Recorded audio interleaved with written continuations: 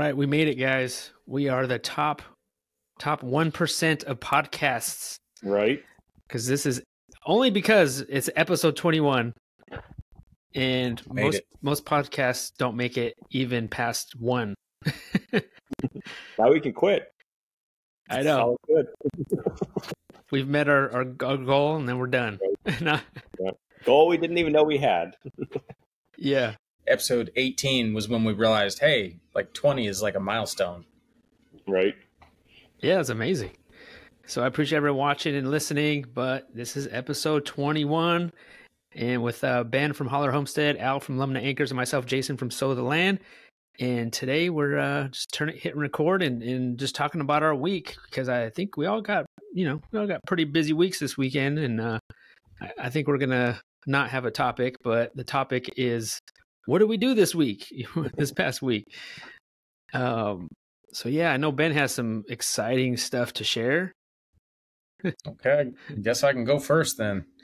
Man, like where to start? So really, like I could go over the week, and 90% of the week was just like prepping and getting ready. But this past weekend, we had the first of 3 classes that we are putting on this fall and winter. I did it's basically a how to eat a pig, how to butcher and process your own animal on your homestead. Basically, the way I taught is the way we do it for our family. I've picked this up over the past 5 years, and I really, really, truly enjoy it. I feel like I've kind of found my calling. I absolutely love, raising an animal and then being able to provide food for my family. So that's what this class was. We sold tickets. We had about, like 10 students or something like that per class. The first class is a 2-day class. Well, I guess they're all 2-day classes.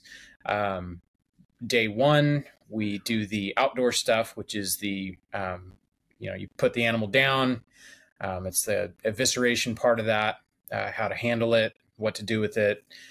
We like to do the scald and scrape. We actually do eat the skin. We make pork rinds out of the skin. So it's kind of a respect thing. We feel that, kind of the road we went down was, we don't agree with the broken food system and the way commercial farming operations treat animals. It sounds like we kind of went down the vegan road a little bit, but the truth is that's kind of what it was. And so where we're at with it is, if something has to die to feed us, then we'll take the responsibility and do it ourselves. And so the animals live a great life. They only have one bad day. And Jason was there. That pig was dead before it hit the ground. So mission accomplished. Yeah, I would argue they have 2 bad days if they're a male, like, castrating day, and then when you put them in the freezer. Yeah, two bad days if it's going to be a borrow. But yeah, we try to make sure the bad days are kept to a minimum. But yeah, so then it's on to the evisceration and the scald and the scrape and all that. And now that I think we've got our system dialed in, I bought that Harbor Freight overhead hoist. Man, that was a game changer. Even with the problems we had with it, word to the wise, if you are going to be buying a Harbor Freight winch, maybe look into deleting the safety features on it. I probably shouldn't say that on this podcast, but that was the only hang up we had. Just the way the thing was hanging. Every time you put a load on it, the crane would kind of pivot and the safety feature would lock up, and we weren't allowed to go any higher. So, I had to reach up and pull on the little, overload arm to allow the thing back and forth kind of a little bit. Yeah. Yeah. It was kind of frustrating because, I've got this group of people standing here like, come on, what are we doing? I'm like, hold on. This is like jank as all get out. But I'm actually glad stuff like that happens, because that's real life. Everything can't It's a just teaching be opportunity. perfect. Exactly. So it was like, once we got done and we figured out how to move on from there, everything went smooth. The water cooled down on the first pig. This was just under 300 pounds. It was like 298 pounds, I think, was the first pig. And it cooled down the water a lot. So when we dunked the second half, the water had cooled down. So I got to, show everybody what you do. Don't panic. So it was a good class. And then, of course, day 2, we show how we cut the pig. Jason, I kind of wish you'd been there day 2. You missed out on the food. So what we did with day 2 was we basically we showed how we eat a pig. So after we did the first pig, because this was a 2-pig workshop, cut up the first pig. We're most of the way done with the second pig, and we sat down and we had a big meal made out of all of the things that you have to deal with if you're doing it yourself. So we eat the head, we eat the liver, we eat, as much of this pig as we can eat. So we served, we like to make scrapple out of the bones. We take the bones and boil them down and make pork stock. At the same time, that frees up the meat off the bones. We take that meat and Meg makes scrapple, which is kind of like a cornmeal and meat blended up, and you put it in a loaf, slice it, and fry it. It's real good. We eat it with breakfast all the time. So we served scrapple, we served head cheese, we served liver pate, we served rillettes. I think the only thing that wasn't a hit was probably the liver pate, just because, liver's kind of a strong flavor if you're just eating just liver. Yep. And then we served pork rinds. Like, Meg fried up pork rinds right there for everybody. Those were a hit. I think the most awesome thing about the whole weekend was when everybody's headed out the door and they're getting ready to head home, and just about everybody in that class was like, I feel like I could go home and do this now. I was like, yes, that's cool. worth being tired. That's worth all of the hassle of like getting everything ready and the nerves and being nervous that I'm going to screw up. That's worth it. It was really cool. And you guys ate the pig, one of the pigs that you guys killed the previous day? Is that what you cooked? So we processed a pig the week prior. We just did it, just our family, just me and the boys and Meg. And basically what that did was that it preloaded the system. So we had some pork. That was another thing we did too. For dinner Saturday night, we did pulled pork. So the weekend prior, I processed, I guess it would be pig number 7 on the list of all of them that needed to go this winter. And from that, we got liver, and that's where the liver pate came from. We got a head, so that's where the head cheese came from. And then all of the bones from that pig made our scrapple. All of the skin from that pig made pork rinds. So that was what we were able to eat at the class, and we got to show people, this is what we do. This is how you use just about everything but the oink. It's kind of it's a cool way to eat. And a lot of these foods, like, we do really eat. We didn't make these foods just for the class. We made these foods because this is what we eat. When you're living this life, if you like food at all, there's a whole world of possibilities that open up when all of a sudden it's like, hey, we have to deal with this liver today. Hey, we have this head. We have to deal with this today. Like, what do we do with all these bones? All that stuff. Those are all questions that, you could go out and we could burn the bones and, throw the bone dust on the garden. We'll probably do that after the very end. We make pork stock and we get the scrapple. Well, there's still bones. And so usually what I do at the very end of the road with those bones is I'll take them and I'll either make charcoal out of them or burn them until they turn into ash. and I save that and I use that as a calcium supplement for the garden. So, I mean, we are using everything we can. About the only thing we don't do is we don't save the intestines and, turn them inside out and use them as casing. There's some things that it's just like we could do, but sitting there and scraping. Pick your battles. Sitting there and scraping intestines to wash them and clean them and stuff them and make sausage. That's one of those things where it's like, okay, I know how to do it, but we'll just order some pork casings. It's all good. Yeah, it's a lot of work. For sure. It is a lot of work. So yeah, we got our recharge time on Sunday and a little bit today. And I think we're ready to go. We're ready for the next class. I have a whole list of things that just kind of gauging the group of people, the students, things that I can show, things that I can do better. I'm really excited for it. This was a cool experience. It's kind of weird, like teaching. I guess that's kind of weird. I've never thought of myself as a teacher, even though I've had a lot of people say, "Hey, you're pretty good at teaching. You should do this."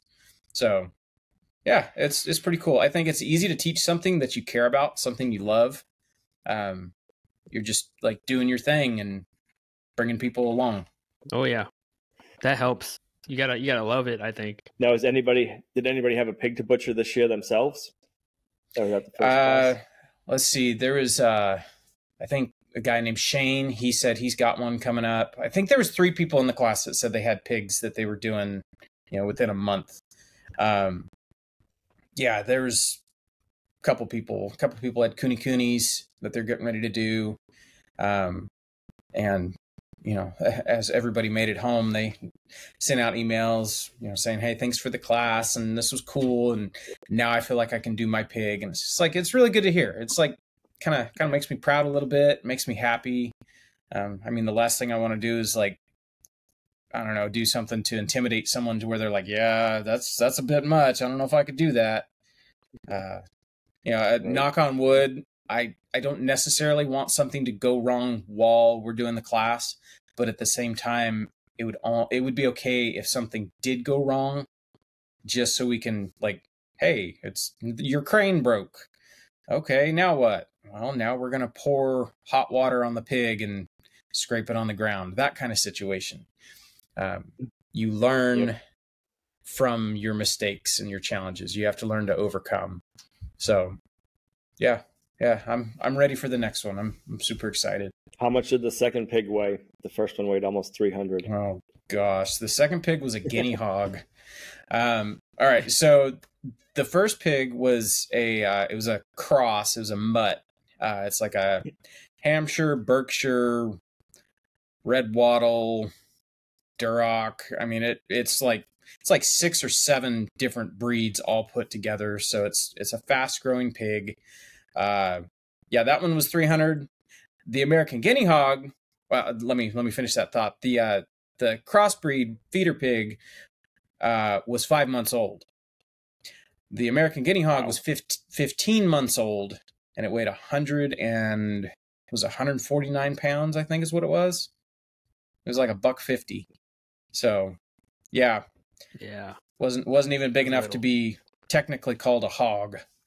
To be called a hog, it has to be over 160. How is like the meat comparison side by side, color wise and everything? Did everybody like to see that, the difference between? Yeah, there was a few comments. People noticed the guinea hog had a lot redder meat. I did notice a lot of people. The main thing people said was, "Holy Moses, that is a lot of fat." Those guinea hogs were quite fat. Something I think was interesting too, even though these guinea hogs were 15 months old, as far as that breed goes, that's still kind of a baby. I know these pigs just came into breeding age this past summer, right around the year-old mark. I guess they were just really, really young pigs, because everything on that pig was so soft. When I picked up the side of pork to put it in the cool trailer, like the spine snapped. I've never had a pig do that. Like, it was just like their bones were soft. Their all of their tissue was soft. Maybe it's, usually I raise my pigs out in the woods. These ones are raised in a pen. I basically tried to do the guinea hogs like feeder pigs just because I wanted to see. And yeah, so far that's 2 guinea hogs that we've processed now that they're both really, really soft inside and out. So I don't know, just interesting. It's, the more we do this, the more I'm learning, the more I can share with other people and be like, well, here's my experience.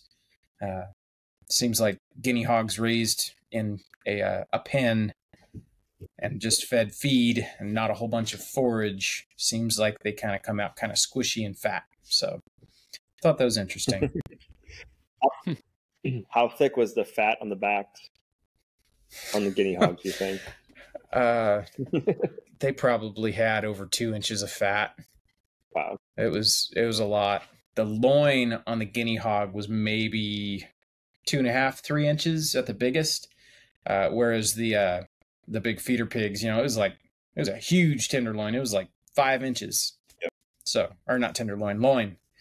Yeah. So it was cool being able to show people, the difference. I guess there's a few things. I guess I wish the guinea hogs were a little bit bigger, so it was a more of a fair comparison. That side by side thing. What's the average age usually for a guinea hog to get butchered, do you think? Anytime we've done them, they've been around the 2-year mark, 24 months. Okay. I think we've done one at 18 months and it was a little farther along.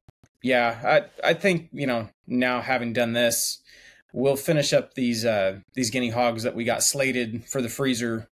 And I think we'll try to get on a system where we'll only do guinea hogs 24 months and older. I know our boar, he's right around 2 years now. He's probably pushing 300 pounds himself. He's a big old guy. So, oh wow, yeah, we'll definitely let him get a little bit bigger. Well, that was pretty much it. I'm curious to hear how your guys' weeks were. Yeah, so I was at day 1 at Ben's place, and I kind of was there just to make sure everything went smoothly. Which I appreciate, by the way. I just wanted to support you in some way, and I know you taught well. I think everything went pretty good that day 1, and then my biggest fear is whenever we do workshops is something. I'm trying. Hopefully, nobody gets hurt. Yep. Whether they trip or I don't know. There's there's a gun, there's knives, that's my biggest fear. So I'm always kind of on high alert during workshops of making sure everyone's having a good time and it goes pretty smooth. So the whole time I was kind of looking around and making sure. I guess I was kind of paranoid, but no, I was paranoid. Plus I was there for that. Yeah, it rained on us all day. All I worried about all day was people were going to slip and slide in the mud and fall down the hills. It was fine. Everyone was having a good time, and everyone seemed to enjoy it. And the coffee was good, so it was all good. So I finally figured out the well situation. So I put out a video talking about my well that we were having no water and low water. And I know we talked a little bit about it on the last podcast, where I was trying to figure it out. And I know you mentioned it on the last podcast, Al. Did you check your filter? And I did. I checked my filter. I cleaned it out, and we were still having issues. And so that's why I never thought it was my filter.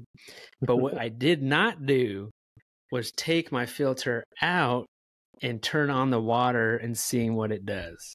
And that's what the issue was. First, I had to change the pressure switch, which it was pretty easy. It's pretty easy. I've never done any of that before. The pressure switch is pretty easy to figure out. And so I had to go to 3 different places, find the pressure switch. Of course, everybody's sold out of pressure switches around here. And I finally found one. I even bought a bigger pressure switch because, after going down the rabbit hole of YouTube and figuring it out, And also shout out to a YouTube channel called H2O Mechanic. If you want to know anything about wells and like pressure tanks and everything, H2O Mechanic. This guy is like a wealth of knowledge, and the way he talks about it is just really simple and easy. And it's not, a bunch of fluff. It's just kind of like, this is what it is. This is how you change it. And that's what I loved about it. And so that helped me a lot. So yeah, after changing out the switch, we were still having way low pressure issues. Like it'd be coming and going. Like it'd be fine. Like as soon as I turn on the water back on, and then boom, it'll go straight down. And I couldn't even turn on the shower because water wasn't coming out of it. Man. So then, you go through the emotions because like pressure switch, it's like, I don't know, $30, $40. It's not bad. And so in my mind, I was like, we had all this drought. What am I going to do? Like, I hope we didn't lose, we're completely dry well or something. And then, so then I switched out the tank. I got a bigger tank, a little bit bigger tank. And that was pretty easy too to switch out. So switching out those two things, still had the problems, and I was like, you know what, I gotta call somebody. But I was always reluctant of calling anybody because every time I call some kind of well people or plumber or something, they can never come out like I need somebody now to come out. Like we can't wait because this is kind of an emergency. And so every time I call somebody, they're like 2 weeks out. And so I called one company. They're like, of course they couldn't come out for 2 weeks. But I was telling her my problem, and she's like, I'm pretty sure your well dried up. Like that was her thing, right? And I was like, really? I was like, I couldn't believe it. And so she's like, well, we could have somebody out in 2 weeks or whatever. And I was like, okay. So then I called another company, and both these companies got great reviews on Google. I just Googled a company, and so the second company, a guy answered right away, and he's like, I told him the problem. He's like, well, it just so happens I got two guys coming through, like they were like almost right down the street. They were coming home from a job. He's like, I got two guys that are right down the street from you that are on their way home. They could stop by right now. So like 5 minutes after I talked to him, boom, they showed up in my driveway, and I told them what was up. They checked my work. They said my work was fine. And they're like, I told them I have a filter, and they're like, let's see the filter. They took out the filter and turned the water back on, and boom, we had like all this great pressure. And he's like, I hate those things. he was like that. Every time, these little filters are the issue. Yep. And I was like, I couldn't believe it. So, he charged me just to tell me that, but $180 late, $180 to tell me that. Yep. But I was so like, I couldn't believe it. He measured my well, which I didn't know how deep my well was, but it's almost 50 feet. That's about like ours. Which he said, and also he said there's 16 feet of water in there. Oh, nice. Currently, at that time. Nice. He was telling me all this stuff about the well, which I never knew anything about the well because it seems like you call somebody and they don't really want to tell you anything about it, or they don't want to take the time. But this guy, he was actually pretty helpful, and he was just telling me, he measured the well like that and stuff. And so, but he did say, if this type of well ever goes out, like dries up, you're probably going to have to drill another well in another spot. He's like, sometimes these wells, they'll last. I've seen these type of wells last for 100 years, 100-year-old wells. And then some of them I've seen only last, maybe half that or something. At least now. I know. I mean, I know more about my well than I ever have. And I know how to put in those things. And so it was, it was a good learning experience. I was happy that I did that, I guess I could have called back in. What's that? Did you put a filter back in, or they just tell you to leave the filters out? He told me leave it out. He's like, don't even put it in. Because, well, it's like a pre-filter. So it's a small filter, and we have like a big filter. So it hits that little one first, and then it goes into the big one. So it's not like we have no filter. Right. He said leave it out. But I still haven't put one in, but I think I might just go get another filter, a brand new one, and put it in there. Yeah. Was it like one of those mesh metal screens? Yeah. Yep. Like a sediment filter, basically. I think I might buy a couple of them, keep them on hand. Yeah. Yeah. And that's just going to be, it seems like that's just the go-to. Check the filter. Right. But we have like double the pressure now because I put in that switch and like it's night and day. Like our whole house, like ever since we moved in here, like our pressure was okay, but you could tell like, you know, it could be better. But I didn't know it was, you just got to switch out the switch. Really, that's all you got to do. But I didn't know that. What a relief! So you guys got rain? It sounds like we got a little rain. Little rain. Yeah. Not anything to brag about, but it was just enough to be kind of wet and miserable while I'm gutting a pig. Yeah, it was nice on Butcher Day. It was better than being, you know, sunny and 80 degrees. Right. I mean, other than that, I mean, the well kind of put a damper on my week, and you know, started to get back on that fence project. But I could talk about the fence project next week. I should be done with it by next week. Nice. Does that mean the dairy cow comes next? That's just I'm just doing 100 foot length. Like I still got way more to go. I feel like this is taking me forever just to do this 100 foot. I mean, I got way more things to do. Do you guys call?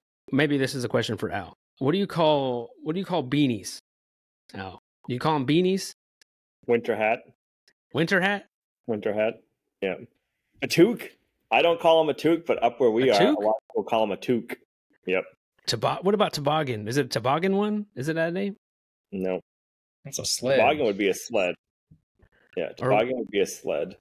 It's something like that, isn't it? Because I get people telling me all the time, it's not called a beanie, it's called a toboggan or something.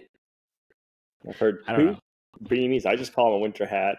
Well, the reason why I say that because we have I have some brand new beanies on our website, some Sold Lamb beanies.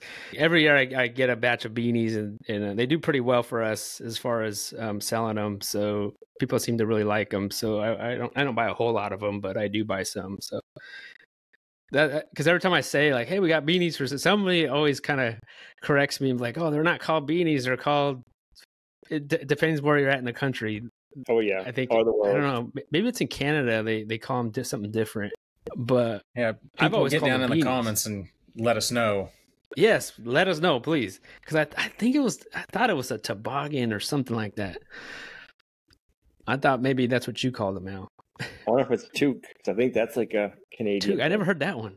No, where we live right now is up with like an hour from the Canadian border, so we have like a lot of French Canadians and stuff here, and a lot of French people. So I'm assuming that's where that word came from, but I don't know for sure. Okay. Yeah, it's just so interesting. Like, depending on where you kind of live in the country, there's certain names for things that I never realized until we moved out here. Food's the other one, like what you call, like we call shepherd's pie. We'll make it with ground meat, whether if it's pork or hamburger, whatever we have. And everybody's like, that's not shepherd's pie. Shepherd's pie is with lamb. Yeah. You got to have ground lamb, or you got to do this, you got to do that. It's like, that's what we call it. Or scrapple and liver mush. Yeah, scrapple, liver mush. I mean, there's all these different names for the same food or the regional version. Yeah. Well, now I'm curious. How do you make your shepherd's pie? Because like shepherd's pie is one of my favorite dishes, and I want to say last time Meg made shepherd pie, people are like, "That's not shepherd's pie." Yeah. So now I'm curious. How do you make your shepherd's pie? So our shepherd's pie is cream corn, usually ground pork, and mashed potatoes. My mother-in-law used to put peas in it, but I grew up not eating peas, so I'd go over to my mother-in-law's house and I'd always pick the peas out. So Gina, growing up as a kid, and all her sisters hated peas, but the parents would make them eat the peas in the shepherd's pie. So like a couple of months after we've been dating and eating shepherd's pie, she saw me always taking the peas out. So ever since then, she's never put peas in her shepherd's pie. And Gina's like, "What? We had to eat that when we were a kid." That's a good woman right there. Yeah. Okay. So shepherd's pie around here is usually ground beef, kind of like a gravy ground beef, mashed potatoes on top, some more gravy on top, usually carrots. I think she used to put peas in it, but I put my foot down, so now there's no more peas. But I don't mind the carrots. It's pretty good. But yeah, it's interesting. Creamed corn, huh? That's creamed corn. That's probably pretty So that's good. how I grew up. That's how I grew up, and that's how Gina grew up eating. Her mother grew up making it too. Is creamed corn. Wow. I'd give it a try. That's about us. We do do the ground beef. Sometimes it's chicken. Sometimes So we have like leftover. I would say chicken's almost like, what's that, like leftover Thanksgiving dinner casserole? Yeah. Which is delicious. Or like turkey or something like that. Make a shepherd's pie out of it. Yeah. Turkey stuffed in mashed potatoes, gravy, cranberry sauce. Yeah. See, I didn't grow up eating shepherd's pie. I grew up eating frozen Marie Callender pot pies.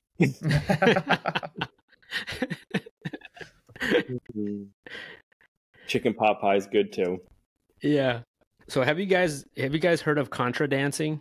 Contra dancing? No. Nope. It's like a folk. It's a type of folk dancing from like the 1700s. Okay. So like we just went Contra dancing this weekend. What nationality? Like what country? I think I don't know what. Well, I think it's from like it's a mixture of like European, Scottish type dance. I think it's mainly like kind of Appalachia area. I mean, we've been to it before, and like there's these like various spots sometimes where they'll be like there's like Contra dancing, and it's kind of like a group where like if you are, I guess if you're like shy or if you don't want to ask anybody to dance, go to a Contra dance, and it's almost like it forces you to dance with other people. Because you might have a partner, but then like the Contra dance is like it's kind of like square dancing, I guess. Yep. Where it's like there's a caller, there's a guy like talking, and he's like, okay, now do-si-do, you know. It's actually pretty fun. Like at first you're kind of like, I don't know about this, but then there's so many people there, and it's like families. It's, you know, kids are there, and everyone's there dancing, and you're just kind of you're holding hands, like you're going in a circle, like all these things. It's actually pretty fun. I would recommend it if anyone wants to go. Did you do that on Sunday? Yeah, we did it on Sunday. That's you might have seen an Instagram reel here and there. Yep. Now we have to go look at it. Yeah. Let's go check that out. No, it's pretty fun though. I mean, they had a live band there too, so that made it more interesting. You know, more fun. You got dressed up for it? No, there was nobody dressed up. You could if you wanted to, I guess, but everyone's just kind of there, just having a good time. Just, you know, it was kind of funny because when we first got there, one of the first dances were like, I guess we're gonna, you know, let's get in there, let's start dancing, and so you kind of switch partners as you're doing different dances. Like, okay, now switch partners, and you kind of go in a circle. And so there was like this lady, and she had her son, and we were like, and me and Lorraine were kind of going in the circle, all holding hands, and the music's going, and she's like, "Hey, I watch you guys. I watch your channel." And I'm like, you know, it's like loud, and we're like kind of like dancing, like going around in a circle, and I'm like, oh, like I couldn't barely hear her, and I was like, "What'd you say?" And she said, "Oh, we watch you guys on YouTube." I was like, "Oh, okay." And then like, it's just kind of funny. That is funny. It definitely will get you out of your comfort zone if you go to something like that. So what's going on, Al? Winter should be here shortly, unfortunately, or fortunately, yeah. I guess, however you look at it. So we got a new side by side this year. We switched from the Kawasaki Mule and we got a Can-Am Defender that's enclosed. How do you like it? I like it. Compared to the other one.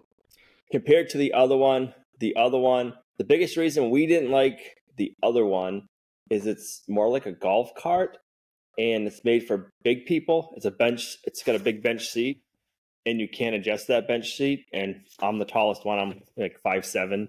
Gina's probably like 5'2" or 5'4".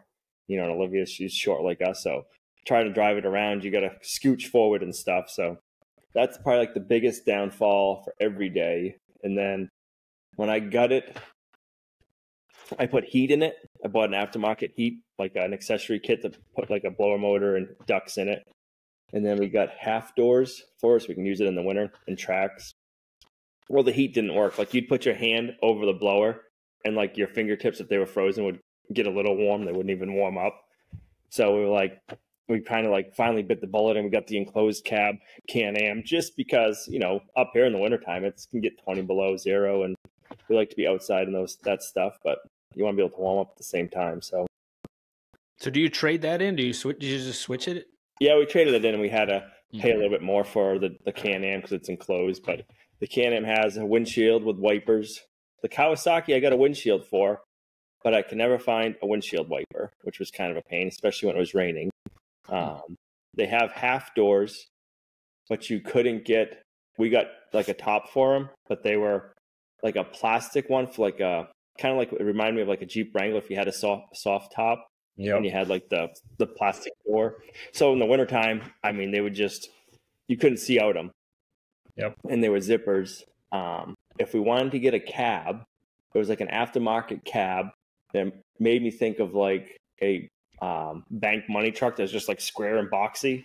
If you put the cab on it, and it was like they wanted like 10 grand for the aftermarket cab, and I'm like, no, it doesn't make any sense to me. Yeah. So it has regular wheels or the track wheels? It came with regular wheels. This week, what I did is we bought tracks when we did the Mule. So that I was able to put the tracks on, but I had to do a retrofit. So I had to change out the center sprocket was different. And then I had to get different mounting brackets. So that was one of the projects I did this week, is we switched all that over because I'm like, winter's going to be here soon. And this is probably going to be like an all-day project. So I want to get this done before we get any snow. So we did that, switched it over. It doesn't. So the Can-Am rides really nice. Like with the tires on it, it's smooth. It's got a nice suspension that comes with 30-inch tires from factory stock. Nice. And like you can be going like 30 down the trails and just like, so it rides nice. We put the tracks on, and the tracks on the Kawasaki were, you enjoyed it. Well, now you got the Can-Am that's like a nice luxury kind of like ride, and you go to put the tracks on. It's like, oh, this isn't as much fun because it's just noisy and nice. But you should get some tracks and put it on that mini truck. I want to. That might be a winter project this year. I've seen them. The only thing with our mini truck is it's 2-wheel drive. Is yours 4-wheel drive? Yeah. Yep. So most of the time with tracks, you can get away with 2-wheel drive, and you don't need 4-wheel drive very often. But every once in a while, you do need. But it'd still be fun to kind of, because you lift it, it'd be lifted and have tracks on it. So that might become a project. We'll have to see if we can find a set of used tracks. So we put the tracks on. What was that? You could use your new shop to do that, right? Right. The mini truck does need to get into the shop. We need to rebuild the carburetor. And I got to drain the gas tank and see if I can clean it, because the gas tank's pretty dirty. You get down to like a quarter tank of gas and it doesn't like to run. And then it's got an oil leak. Bunch of rust. Yeah, I'm sure there's something nasty. And I think it's like an 86 maybe. Oh, yeah, so decades of rust and grime. So that'll be a project once we get the shop up and going completely. But so I took the side-by-side out, and we got a Beaver. So I'm glad we got one. Yeah. Saw that picture. It's in the freezer. We haven't eaten them yet. So. That's for Christmas? Is that Thanksgiving? Right. Wait till we have company come over and cook it up, and we won't tell them until after. Yeah. We got a chili cook-off at church. Maybe I should cook that up for the chili cook-off. Hey, you probably win the chili cook-off. man, this is really good. What's in it? Huh? It's a family secret. Can't tell you. Never had anything like it before. There's beaver tail right there. Right. I went back up. So they were chewing down a bunch of trees like this. I got back up. Like this big. Probably like that. And It's like 8 we were inches. keeping an eye on it. I didn't inches. want to. I'd say 10, 12 inches. It was a big. This one was a big poplar tree. And then I went back a few days later, and it was blown across the road. So I don't know if they came back and chewed it some more, or if the wind just blew it over. How'd you catch it? So they're kind of like a big rat trap. They're called a conibear. So it's like they're like two squares, and you flop them over each other. So when they go in it, it just kind of like goes whoosh, and squishes them in half, and it's instant, just like a mousetrap is to a beaver. But, Okay, so it kills them. It doesn't just catch them. right, it kills them instantly. Oh, okay. Yeah. So it's the most humane way to do it. A lot of people get upset. They're like, "You should just leave the beavers and let them have your land." Well, I'll tell you what. We have about 100 acres of land that has been flooded out and ruined by them on our property. So it's like, no, you can't leave them. And they're a rodent. They're rats, basically. They just, they can just populate and overpopulate. And the reason they have Flood to out your chew, land. which I didn't know this, right? They have to chew because their teeth constantly regrow. And chewing is what keeps their teeth at a good length, or whatever you'd want to call it. So I didn't know that. Really? So that's how you spot a lazy beaver. He has a really bad overbite. Right? The one we got, his teeth were really short. So I'm like, So he's a yep, you've been out there hard-working chewing beaver. these trees down. Yeah. Yep. I know. Yeah, he's a hard worker, that one. I forget how they put it. It's not the most destructive, but they can change. How did they word it? They're the second creature that can change the environment to humans. Other than us, the beavers can change the environment. They're Wow, the really? next Other than any other most animal. destructive creature other than us. I believe it. Other than us, Yeah. right? Is a beaver. Wow, that's amazing. I believe it. I saw a video the other think day, I've and ever this seen a guy beaver. was showing what a beaver was doing to his driveway. I guess he lives up in, it was like Canada or something like that, and like this driveway is being blocked off. All the culverts are being blocked off, all by just this one beaver. Yep. And he's like, if I leave this, I'm not going to have a driveway in like 2 weeks. Yeah, it's amazing what they can do. Yep. They're, the saying, busy as a beaver. That's a real thing.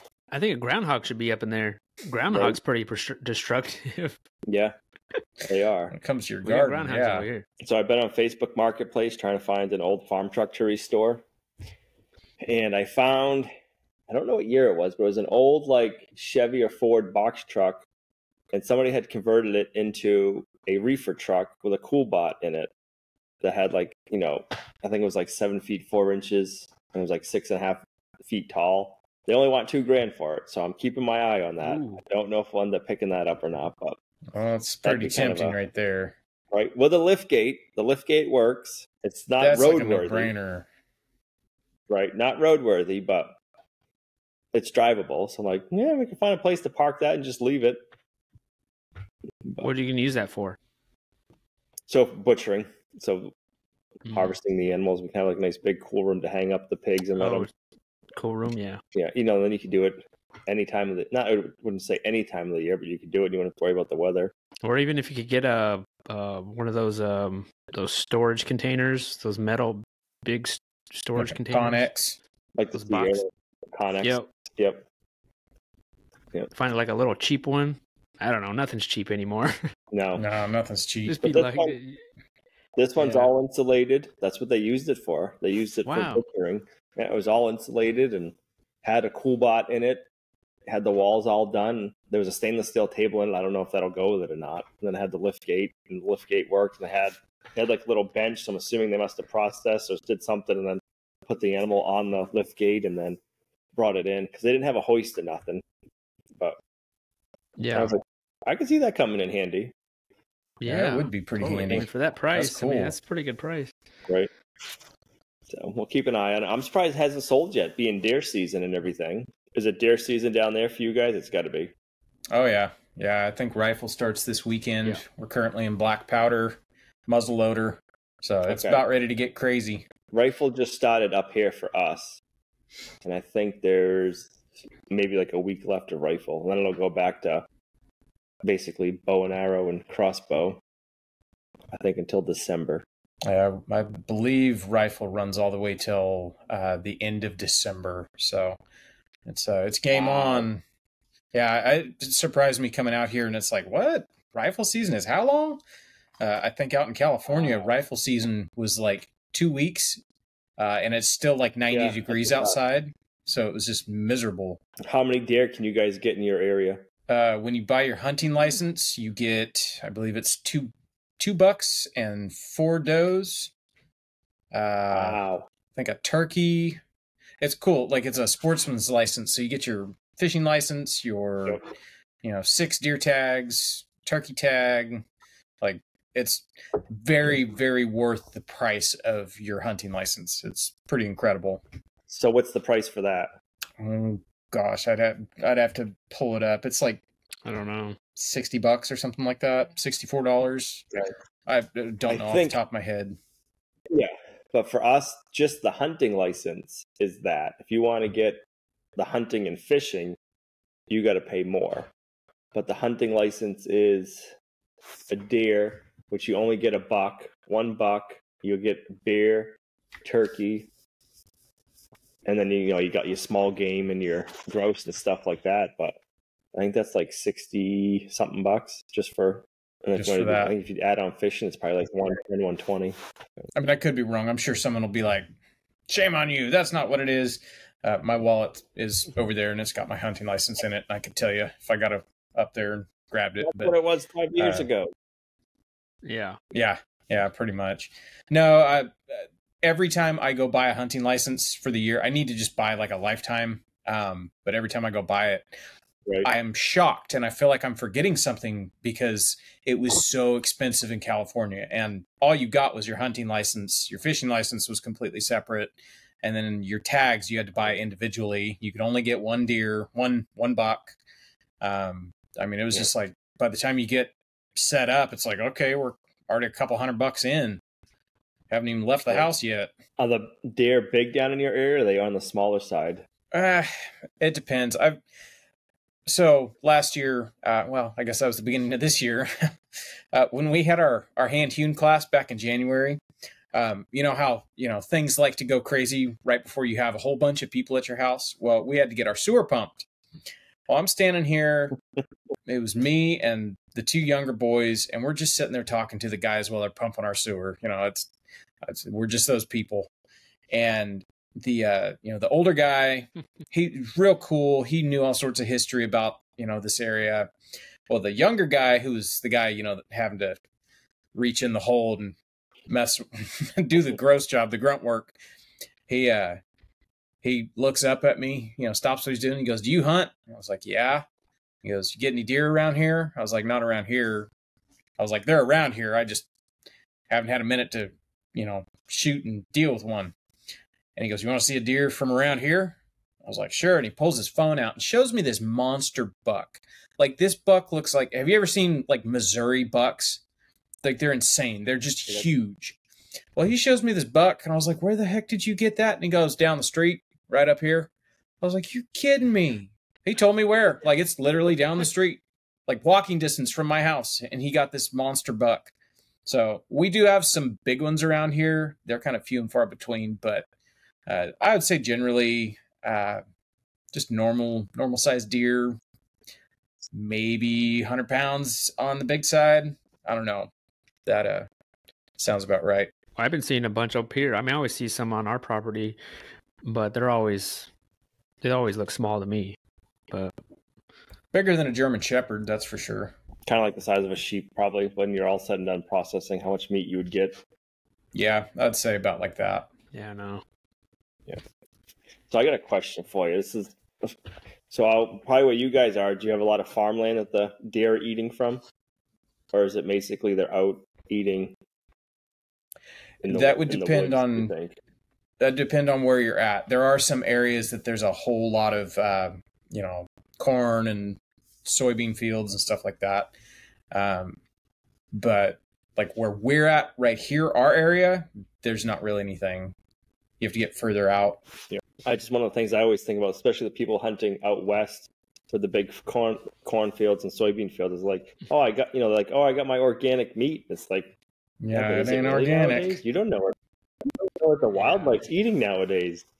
Yeah, you know what I that's mean. true. That's one thing I think about hunting. And we have some friends who own a deer shop, deer corn, and our friends at the deer shop, we've talked about that. They're like, yeah, you can tell which deer were taken that were eating corn and soy because they look a lot like a cow. Their fat is yellow and they smell different. They have a smell to them that isn't quite right. They're greasier, and it's just like, well, yeah, they're eating corn and soy, GMO corn and soy at that. So, wow, right. Kind of the whole point. Corn yeah, exactly. So kind of the whole point of eating wild game is because it's generally cleaner. Well, that's out the window when they're eating on a soybean field. Yeah, that's tough. I mean, how would you know? You don't. I mean, no. Where do they travel? Any idea like how far a deer travels? Because I know, like for us, we don't have any cornfields near in local vicinity, but there's some good sized cornfields that are GMO and sprayed. I would say 5-10 miles away. So it's like, yeah, they're probably eating on it. There was a podcast I was listening to a while ago, and they were talking about like deer can travel miles, like 20 miles, stuff like that. And they were also talking to I believe it's a doe where they give birth and where they raise their young. Their young will stay within 5 miles of where they were born, like the rest of their life. So if you see a family of deer in the spring, with babies, chances are those deer are going to be around most of their life. Yeah, that's a whole rabbit hole in its own. If you start getting into deer and all that stuff, the life cycles and movement of deer, that's something I haven't got into just yet. I'll say that's true about them having their babies and staying in the area, because we had a doe have a fawn on our property, and we see them almost daily, and they just they'll take off, and you'll see them later on that day, and they just stay in that general area on and off. And we've seen them all year, so it'll be interesting to see how much longer they stick around, but it sounds like they'll be there next year. Yeah, we've got a family of deer that the babies were born out in the woods over here. And, when we first got here, it was like 2 deer, 2 females. And then all of a sudden they have a couple babies. And this year it's the same family, but now they're 10 deep. So they're obviously sticking around. The problem I'm having, though, is they're going to have to be thinned soon because they're starting to eat my orchard.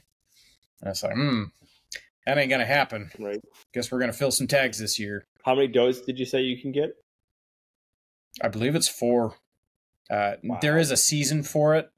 Yep. There's like a general season where it's buck or doe, and then there's the limited where all you can get is a buck. So I think it's this weekend starts the general season. I'm probably off on that. I need to go look at the actual chart. But it's like, right, you can get either sex for 2 weeks, and then from after that, then it's just buck only. Well, I'll add that in the middle of teaching pig butchering class and butchering a cow, and all of a sudden now I got a deer to deal with. Right. It's just like, that's been what it is every year. It's like, people are like, do you hunt? It's like, I do, but not this year because I've got pigs and chickens and all this stuff that I'm dealing with. Yeah, I like to contain my animals. Yeah. Right. We usually have so much going on during hunting season. I always like, do you hunt? I'm like, we always have so much going on during hunting season. I don't.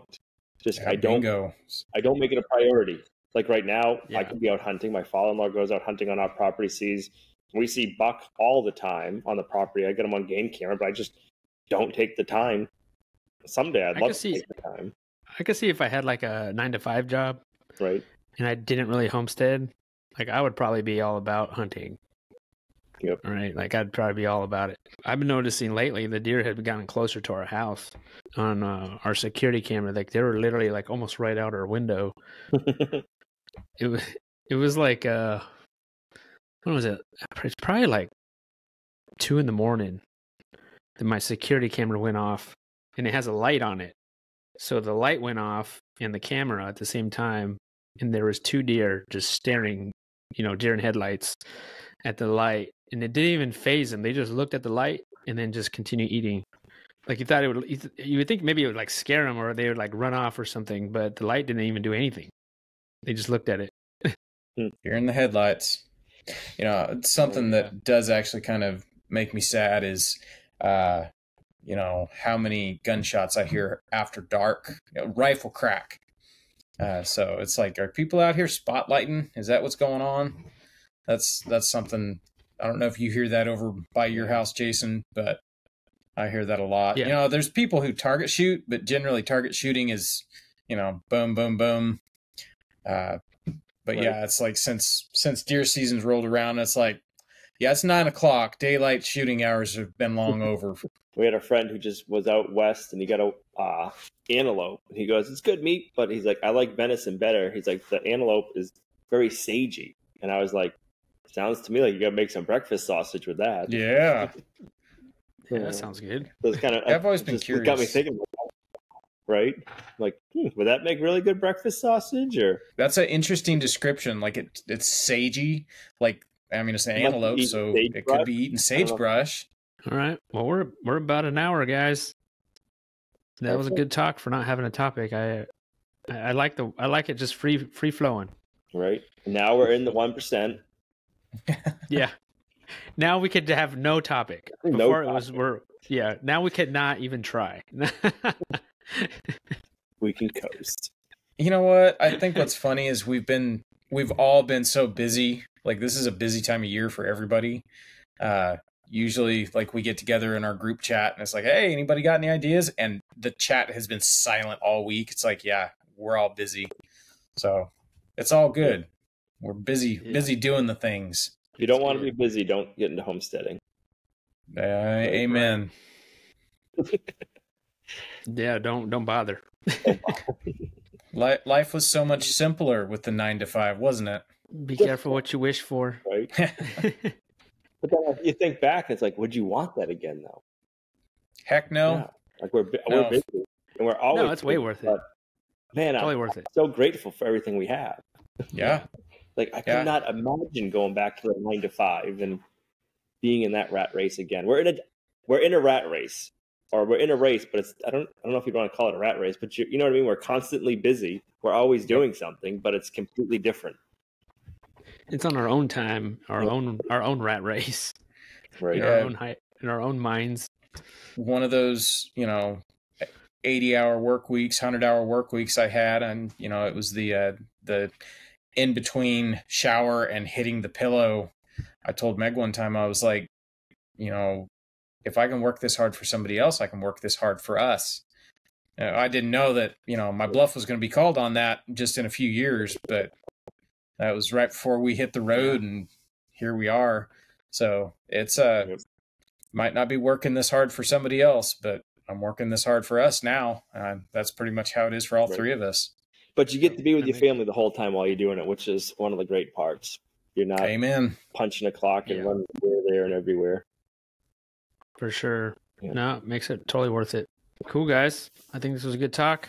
I think we'll end it right there. I appreciate everyone listening and watching these podcasts. If you can, leave a review on iTunes, or I don't think you can do that. Well, I think you can do that on Spotify, or any other podcast apps that you're listening to this on. And also leave a comment, leave a thumbs up on our YouTube channel. Make sure you subscribe. Thank you guys for being here, and hope everyone has an awesome, fun, exciting week. And we'll see you guys next week. Have a good one. Later.